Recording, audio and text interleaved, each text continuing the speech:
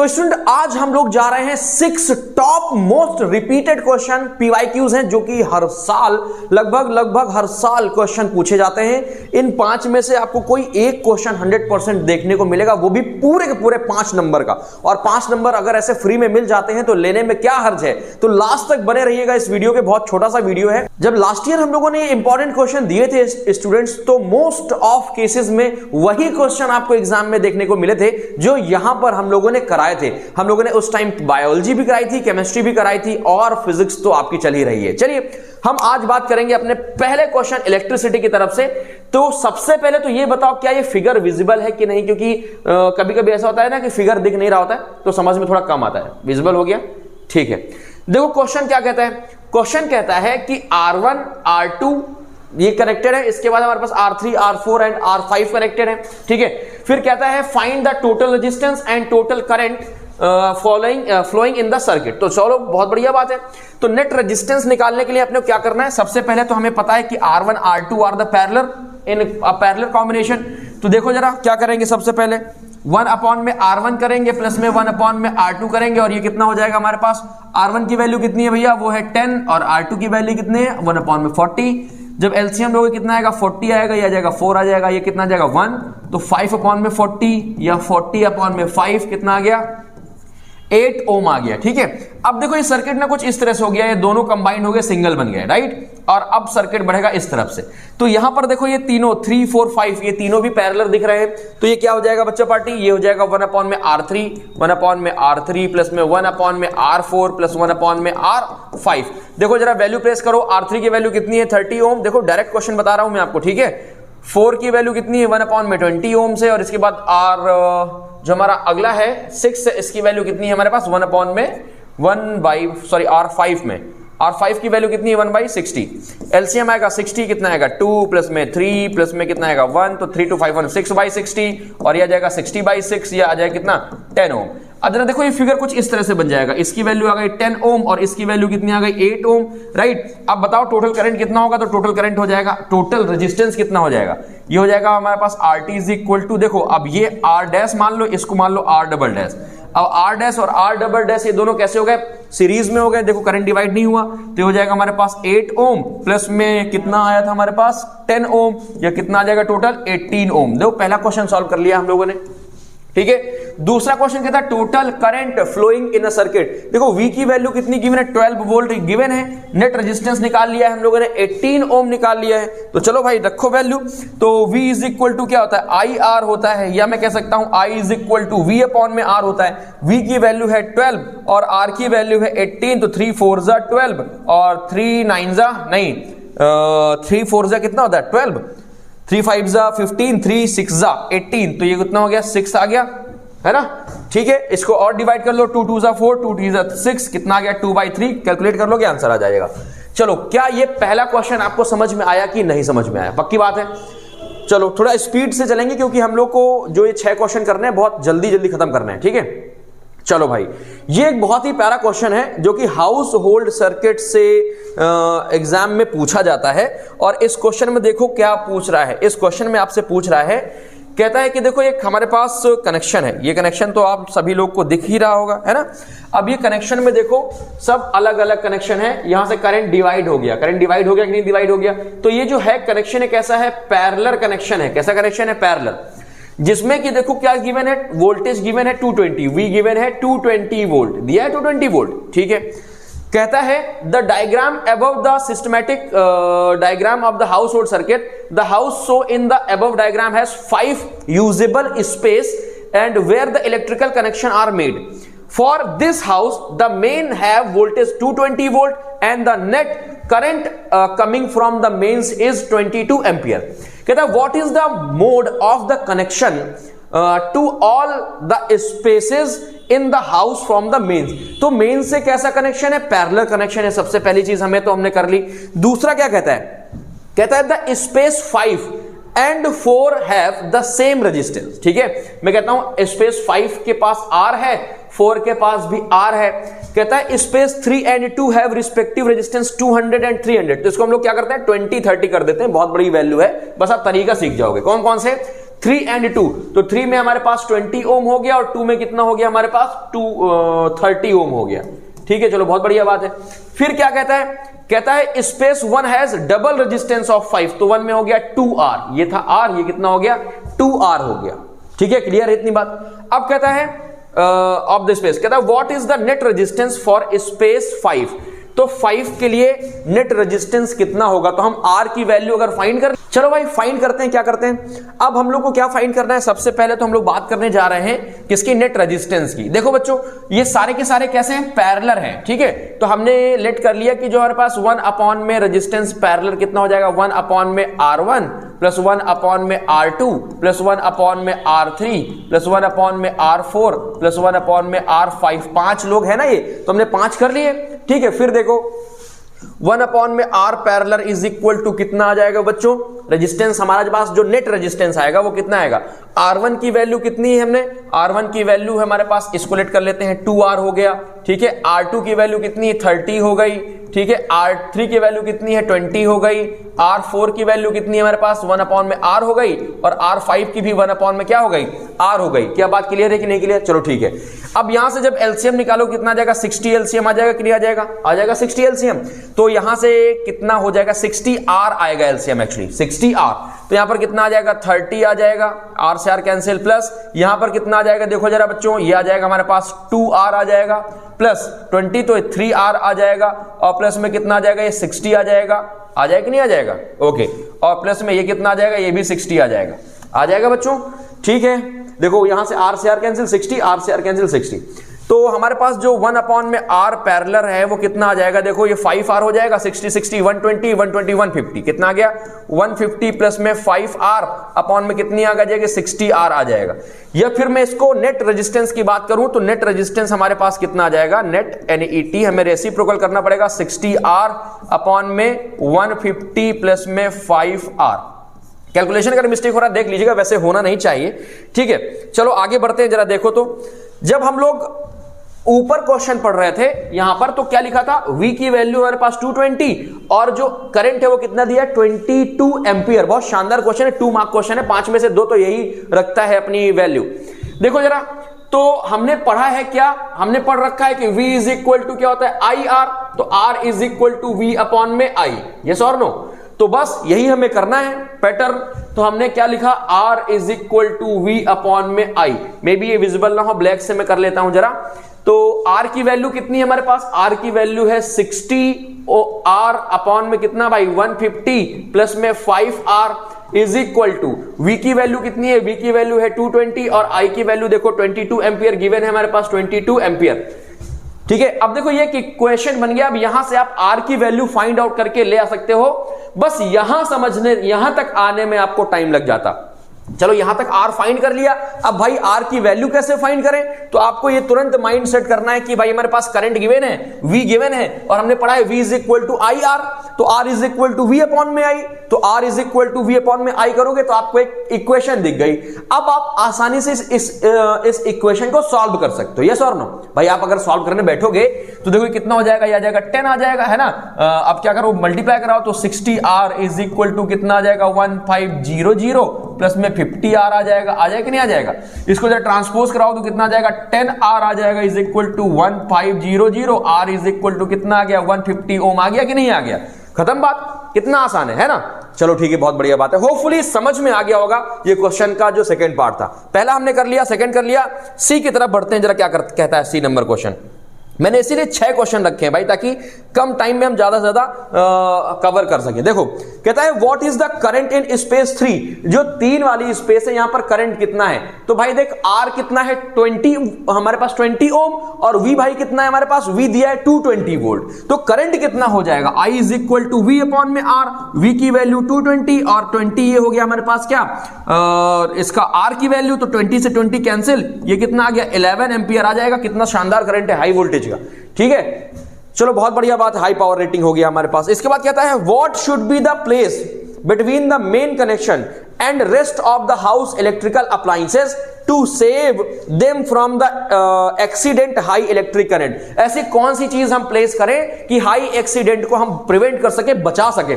तो बच्चा पार्टी क्या होगा, यहां पर हम लोग लगाएंगे फ्यूज, यूज ऑफ फ्यूज। ठीक है, फ्यूज यूज करोगे, इसके बारे में थोड़ा सा लिख देना है कि फ्यूज एक इलेक्ट्रिकल डिवाइस है जो जिसका प्रिंसिपल हीटिंग इफेक्ट है, और ये क्या करता है, बाकी डिवाइसेस को प्रिवेंट करता है फ्रॉम एनी एक्सीडेंट। क्लियर है, चलो समझ में आ गया होगा, आगे बढ़ते हैं। अब अगला क्वेश्चन देखो क्या कहता है। क्वेश्चन नंबर हमारे पास है, क्वेश्चन नंबर है 3rd, कहता है what is meant by the magnetic force. All of you know about the magnetic force, क्योंकि अब टाइम है कि अब ये आपको आना ही चाहिए, मतलब पहले से पता होना चाहिए इसके बारे में। क्या कहता है, what is meant by the magnetic force. Already know that कि एक मैग्नेट जो अपने चारों तरफ फोर्स एक्सर्ट करता है, चाहे रिपल्सिव हो चाहे अट्रैक्टिव, मैग्नेटिक फोर्स होता है। कहता है name and explain the rule of determine the direction of force. तो बताओ कौन सा आप रूल डिटरमाइन करोगे, कौन सा डिफाइन करोगे। तो आपको पता है कि ये होता है हमारे पास LEFT, लेफ्ट हैंड रूल। किसका, फ्लेमिंग का, है ना। क्या था left hand rule, left hand rule था कि अगर हम अपनी 3 फिंगर, कौन कौन सी, 4 फिंगर, मिडिल फिंगर और थंब, 4 फिंगर, मिडिल फिंगर और थंब, एक दूसरे को ऐसे हम लोग अरेंज करें, एक दूसरे के परपेंडिकुलर अरेंज करें, तो जो फोर्स है फादर, तो ये क्या बताएगा, थंब फोर्स बताएगा, ये क्या बताएगा, मदर मैग्नेटिक फील्ड बताएगा, और ये बताएगा आई मतलब करंट बताएगा, पापा मम्मी और मैं का रूल। ठीक है, ये आप कर लेंगे तो आपको यहां पर नंबर मिलेंगे। फिर क्या कहता है, कहता है how does the force gets affected. Force कैसे अफेक्ट होगा, कब। पार्ट नंबर 1 लिखा है double the magnitude of the current. अगर मैं करंट का मैग्नीट्यूड डबल कर देता हूं, तो ऑब्वियस सी बात है आप करंट का मैग्नीट्यूड डबल करोगे, then magnetic field gets also double. अगर मैग्नेटिक फील्ड भी डबल होंगी तो ना जो रिपल्सन होता है magnetic field between the conductor and magnetic field जिसमें उसको प्लेस किया गया है वो ज्यादा होगा, तो ऑब्वियस सी बात है फोर्स क्या होगा, ज्यादा होगा। कहते हैं reversing the direction of flow of current क्या होगा, तो जैसे डायरेक्शन बदलोगे आप करंट का तो क्या होगा बच्चों, जो फोर्स का डायरेक्शन है वो भी क्या हो जाएगा, कन्वर्ट हो जाएगा, चेंज होगा। फॉर एग्जांपल अभी डाउनवर्ड हमारे पास करंट जा रहा है तो आउटवर्ड हमारे पास फोर्स लग रहा है। अब अगर करंट का डायरेक्शन चेंज कर दिया तो इनवर्ट डायरेक्शन हो गया कि नहीं हो गया। तो इस तरह से चेंज ऑफ करंट की वजह से डायरेक्शन ऑफ फोर्स चेंज हो जाएगा। Now 3rd question is saying that reversing the direction of magnetic field. भाई सपोज कि अभी ना मैग्नेटिक फील्ड इस डायरेक्शन में जा रही है, ठीक है, कैसा लग रहा है फोर्स, आउटवर्ड डायरेक्शन में। अब मैग्नेटिक फील्ड लाइन इस डायरेक्शन में जाएंगी तो देखो कैसा हो गया, इन्वर्ट हो गया। तो जैसे ही आपने मैग्नेटिक फील्ड लाइन की डायरेक्शन को रिवर्स किया, देन मैग्नेटिक जो हमारे पास फोर्स होगा वो भी गेट्स क्या हो जाएगा, रिवर्स हो जाएगा। चलो बहुत बढ़िया, शानदार क्वेश्चन है, लिख लोगे नहीं लिख लोगे। अब आपको ना लैंग्वेज तैयार करना है, इसको करना है। क्वेश्चन आप चाहे तो नोट कर सकते हैं, और इन क्वेश्चन को नोट करने के बाद आप इनको घर में सॉल्व करेंगे। बस मैं आपको हिंट दिए चल रहा हूं यहाँ पे, ठीक है। ओके, बहुत बड़ा क्वेश्चन है। तो चलो देखो भाई क्या कहता है, कहता है draw the pattern of magnetic field line through bar magnet and around a current carrying solenoid. एक बार मैग्नेट के चारों तरफ मैग्नेटिक फील्ड लाइन ड्रॉ करना है, और सोलेनाइड एक बगल में बना के उसके चारों तरफ मैग्नेटिक फील्ड लाइन ड्रॉ करना है, ठीक है। तो ये भी आपको पता होगा कि मान लो ये हमारे पास एक बार मैग्नेट है, राइट, ये बार मैग्नेट है, मैं छोटा छोटा बना रहा हूं, आप अपना ध्यान से बनाइएगा। जब आप मैग्नेटिक फील्ड लाइन बनाएंगे तो आपको ध्यान क्या देना है कि इनके जो मैग्नेटिक फील्ड लाइंस हैं ये क्लोज्ड लूप बनाएं, क्लोज्ड लूप बनाएं, और इंटरसेक्शन नहीं होना चाहिए। बात समझ में आई। तो मैग्नेटिक फील्ड लाइन की प्रॉपर्टी नॉर्थ से निकलती है, साउथ में एंटर करती है, और इनसाइड कैसे चलती है, इनसाइड चलती है बच्चों toward the direction south to north. ये हमारे पास नॉर्थ है, ये हमारे पास साउथ है। क्लियर बात की नहीं क्लियर, चलो बहुत बढ़िया बात है। सोलेनाइड की बात करेंगे तो एक सोलेनाइड बना देना है आपको, और इसमें भी आपको मैग्नेटिक फील्ड बनानी है। तो मैग्नेटिक फील्ड बनाने के लिए सेम जैसा कि करंट आपको बताया गया है कि करंट अगर कैसे चल रहा है, एंटी क्लॉकवाइज। तो देखो यहां पर पीछे से करंट आ रहा है, एंटी क्लॉकवाइज चल रहा है, तो ये नॉर्थ बन जाएगा हमारे पास। कुछ इस तरह से क्लोज लूप इधर भी बनेंगी, है ना, क्योंकि जो मैग्नेटिक फील्ड लाइंस होती हैं बार मैग्नेट में और सोलेनाइड में कैसी होती हैं, एग्जैक्टली सेम होती हैं, राइट। तो नॉर्थ ये बन गया, साउथ ये बन गया, है ना, according to the direction of current. बात समझ आई बच्चों की नहीं समझ में आई? चलो बहुत बढ़िया। ये मैग्नेटिक फील्ड है, क्या है ये, मैग्नेटिक फील्ड। क्लियर। चलो अब क्या कहता है क्वेश्चन, कहता है what is the pattern of magnetic field line inside the solenoid. तो सोलेनाइड के अंदर ना यूनिफॉर्मली मैग्नेटिक फील्ड लाइन बनेंगी जैसे कि बार मैग्नेट में बनती हैं, आपको ये लिख भी देना है। And what does these indicate, और ये इंडिकेट क्या करती हैं, डायरेक्शन ऑफ मैग्नेटिक फोर्स, या यूं समझ लीजिए direction of magnetic field lines. Clear ना। आगे देखो क्या कहता है how can a solenoid be utilised to make electromagnet. तो ऑलरेडी वी नो दैट कि अगर इलेक्ट्रोमैग्नेट बनाना है तो हमें इसके अंदर एक रॉड प्लेस करानी पड़ेगी, एक सॉफ्ट आयरन कोर प्लेट करानी पड़ेगी। तो ये भी आपको पता है कि how does be electromagnet be used in a making of, how does solenoid used in making electromagnet. Okay, चलो बहुत बढ़िया बात है। आगे कहता है state two way in which the strength of electromagnet can be increase. तो पहला वे क्या है भाई हमारे पास? पहला वे है कि अगर हम क्या करते हैं, बाय इंक्रीजिंग द करंट, क्योंकि हम जानते हैं कि magnetic field is directly proportional to the current of the circular coil. इसके बाद दूसरी चीज हम लोग क्या जानते हैं, नंबर ऑफ टर्न। क्या जानते हैं? नंबर ऑफ टर्न बढ़ा दें। अगर नंबर ऑफ टर्न बढ़ा दें तो भी इलेक्ट्रोमैग्नेट की जो स्ट्रेंथ है वो क्या हो जाएगी, इंक्रीज हो जाएगी। चलो मूव करते हैं हम लोग अपने नेक्स्ट क्वेश्चन की तरफ। क्वेश्चन नंबर नेक्स्ट क्या कहता है जरा देखिए। तो कहता है when from earth we see sky it appears difference in color like blue, white, yellow and gray etc, but for the astronauts in space sky only appears to be dark and explain the reason for this। Student अगर आपने previous मेरा video देखा है 2 mark important question of physics, पूरे के पूरे physics के 2 number के जितने भी इंपॉर्टेंट क्वेश्चन हैं जो मोस्ट प्रोबेबली आपके एग्जाम में आने के चांसेस हैं, सेक्शन बी मैंने पूरा खत्म किया है, उसमें एक क्वेश्चन था। तो ये क्वेश्चन नोट करो और इसको अपने मन से क्या करना है, लिखना है, और लिखने के बाद फिर उस वीडियो से कंपेयर करना है, चेक करना है, ठीक है। चलो तो मैं इसको छोड़ देता हूं। अगला क्या कहता है, कहता है illustrate the 3 example how colloidal particle show the Tyndall effect. तो देखो यार, ये स्काई का ब्लू दिखना ये भी एक स्काई इफेक्ट है। दूसरा, अगर डार्क रूम है, ठीक है, तो डार्क रूम में अगर लाइट एंटर करती है तो डस्ट पार्टिकल का जिगजैग मोशन दिखाई देता है due to the ray of light, okay, scattering of light. तो ये ना टिंडल इफेक्ट का पहला हो गया। दूसरा, स्नो, अगर बर्फ गिर रही है थोड़ी बहुत, अगर आप उसमें टॉर्च लाइट जलाते हो तो उसमें भी आपको टिंडल इफेक्ट देखने को मिलेगा। थर्ड, अगर आप मिल्क, कोलाइडल सॉल्यूशन होता है मिल्क में, अगर आप टॉर्च से जलाते हो तो उसमें भी आपको पार्टिकल्स का मूवमेंट दिखना पॉसिबल है। तो ये 3 ऐसे एग्जांपल हैं जिसमें आप टिंडल इफेक्ट देख सकते हो, ठीक है। अगला क्वेश्चन इसका क्या कहता है, क्वेश्चन कहता है how did the Newton demonstrate the presence of the 7 colours in the sun white light. How does Newton demonstrate. तो आप ना सब लोग जानते हो कि क्या किया था, एक प्रिज्म लिया था, प्रिज्म में एक व्हाइट लाइट इंसिडेंट कराई मोनोक्रोमैटिक, और उसमें क्या देखा कि डिस्पर्जन फिनोमेना हो रहा है। तो ये कुछ नहीं है, केवल डिस्पर्जन पूछ रहा है कैसे होता है, और डिस्पर्जन जब पूछेगा तो आपको पता चल जाएगा कि कैसे एक व्हाइट लाइट, एक मोनोक्रोमैटिक लाइट 7 वंडरफुल कलर्स में ब्रेक हो गई, ठीक है, कर लोगे आप। चलो बी पार्ट दो, क्या कहता है, ही used 2 identical glass prism, right. फिर इसके बाद क्या किया, create a ray diagram to भाई ही यूज 2 आइडेंटिकल ग्लास प्रिज्म। भाई इसने क्या किया था, 2 ग्लास प्रिज्म लिए थे, 7 के बाद एक और ग्लास प्रिज्म लगाया था ना, तो क्या देखा कि 7 के बाद वो सिंगल में कन्वर्ट हो गई, ठीक है, 7 के बाद 8वीं रे नहीं हुई, तो इससे डेमोन्स्ट्रेट भी हो गया। और दूसरा भाई देखो, कहता है क्रिएट अ डायग्राम, तो डायग्राम हमें बना देना है, अपने को पता है सेम एंगल ऑफ डेविएशन के प्रिज्म होने चाहिए। कभी कभी क्वेश्चन ये भी पूछ लेता है कि what are the necessary condition for the getting reverse white light. तो मान लो हमने व्हाइट लाइट इसमें इंसिडेंट कराई, ठीक है यार, डायग्राम तो आप बना ही लोगे, फिर भी मैं आपको थोड़ा सा हिंट देता हूं।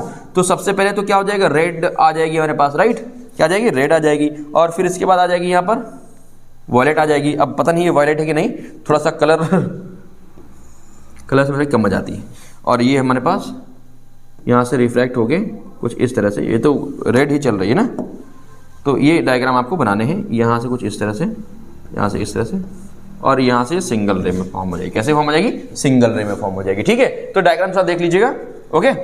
चलो बहुत बढ़िया बात है। क्या कहता है, create a diagram identical glass prism are placed next to each other inverted position है, तो वही चीज है, narrow of white light falls on the obliquely on the face on the first face, ठीक है। तो न्यूटन रिकॉम्बिनेशन प्रिज्म आपको देख लेना है। क्या देख लेना है, Newton recombination of prism, clear है। कहता list 2 prerequisites for the seeing rainbow. Rainbow देखने के लिए प्री रिक्वेस्टीज क्या है, तो पहला तो भैया सन का होना, दूसरा जो सन हो वो ऑब्जर्वर के अपोजिट डायरेक्शन में हो, मतलब कि अगर मैं देख रहा हूं तो सन मेरे पीछे हो, बस समझ में, सामने नहीं होना चाहिए। और वाटर सोर्स का होना एटमॉस्फेयर में, चाहे वो रेन हो, चाहे वो थोड़ी स्नो गिरी हो, इसके बाद धूप निकली हो, कुछ इस टाइप से। तो कुल मिला के एटमॉस्फेयर में वाटर ड्रॉपलेट्स का होना जरूरी है।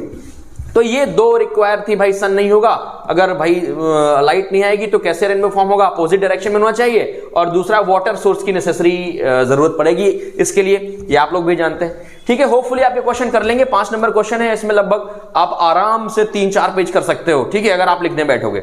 चलो बात करते हैं एक और क्वेश्चन की। अरे बाप रे, क्वेश्चन से तो ये पूरा ढक जाएगा बोर्ड। खैर देखो भाई, कहता है the above image show a thin lens of focal length 5 centimetre. ध्यान देना, फोकल लेंथ कितना दी हुई है हमारे पास, 5 सेंटीमीटर। कॉन्वेक्स है, पॉजिटिव रहेगा, कोई दिक्कत नहीं। सबसे पहले कहता है what is the kind of lens so in the above figure. आपने कॉन्वेक्स लिख दिया, न्यूमेरिकल नहीं आ रहा, कोई बात नहीं, 1 नंबर देके जाएगा आपको, ठीक है, अगर आप ये पहचान पाओगे कि कौन सा लेंस है। और ऑब्वियस सी बात है, अब आज के टाइम पे जो बच्चा एग्जाम देने जा रहा है कौन नहीं पहचान पाएगा, तो 1 नंबर तो सॉलिड हो गया तुम्हारा। फिर क्या कहता है, कहता है if a real inverted image is to be formed by the thin lenses and distance कितना दिया है, 7 metre from the optical centre. देखो बच्चों, तो क्या है ये v की वैल्यू है हमारे पास, किसकी वैल्यू है, v की वैल्यू कितनी दी है, 7 सेंटीमीटर। और क्या कहता है, रियल इमेज है, ध्यान रखना, तो ये पॉजिटिव लेना पड़ेगा अपने को, to be formed by the lens, ठीक है। फिर क्या कहता है, then show with the calculation where should the object be placed. तो देखो भाई, u की वैल्यू फाइंड करनी है अपने को, f गिवन है, v गिवन है, u निकालना है। तो क्या नहीं निकाल पाओगे, देखो मैं हिंट दे देता हूं, हमारे पास फॉर्मूला है 1/f is equal to 1/v minus 1/u। देखो अब ये क्वेश्चन में सॉल्व नहीं कराने जा रहा हूं, आपको सॉल्व करके कमेंट में आंसर करना है। मैं यहां लिख देता हूं आंसर, कमेंट करें, क्या करें भैया, कमेंट करेंगे इन दोनों न्यूमेरिकल्स का, क्योंकि ऐसे क्वेश्चंस हम लोग कर चुके हैं। क्लियर, चलो बहुत बढ़िया बात है। कुछ आपको भी तो करना पड़ेगा, सब कुछ मैं ही करूंगा। चलो आगे बढ़ते हैं भाई। कहता है कि draw a neatly label diagram of the image formation maintain in second question. तो सबसे पहले देखो, ये 7 सेंटीमीटर में हमें v रखना है, फोकल लेंथ है 5 सेंटीमीटर, तो यहां पर इसको मेजर करके 7 में आपको क्या रख देना है, ऑब्जेक्ट रखना है, इमेज बनानी है ना। तो ये 5 है, यहां कहीं 7 बनेगा, कुछ इस तरह से, राइट। फिर u की वैल्यू जो आप कैलकुलेट करके ले आओगे तो यहां पर u रखना है। अब वहां कोई स्केल लेकर के नापने के लिए नहीं बैठा, लेकिन आपको थोड़ा सा ईमानदारी दिखाते हुए, जैसे मान लो u, यहां पर इमेज आपको लिख देनी है 7 सेंटीमीटर, और यहां पर लिख देनी है जो u की वैल्यू आए एक्चुअल में, वो मान लो x आ गई तो ये वैल्यू लिखोगे, तो देखने में थोड़ा अच्छा लगेगा और आपको नंबर पूरे मिलेंगे।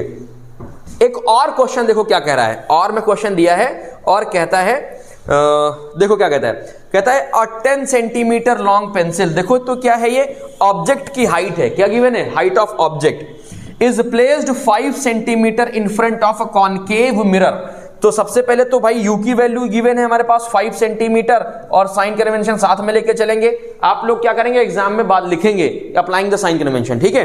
कहता है concave mirror having a radius of curvature, तो r की वैल्यू कितनी गिवन है हमारे पास, 40 सेंटीमीटर, इसका मतलब f कितना हो गया हमारे पास, 20 सेंटीमीटर है। कौन सा लेंस, सॉरी मिरर, कॉनकेव है, तो माइनस लगा दी, साइन कन्वेंशन, ठीक है।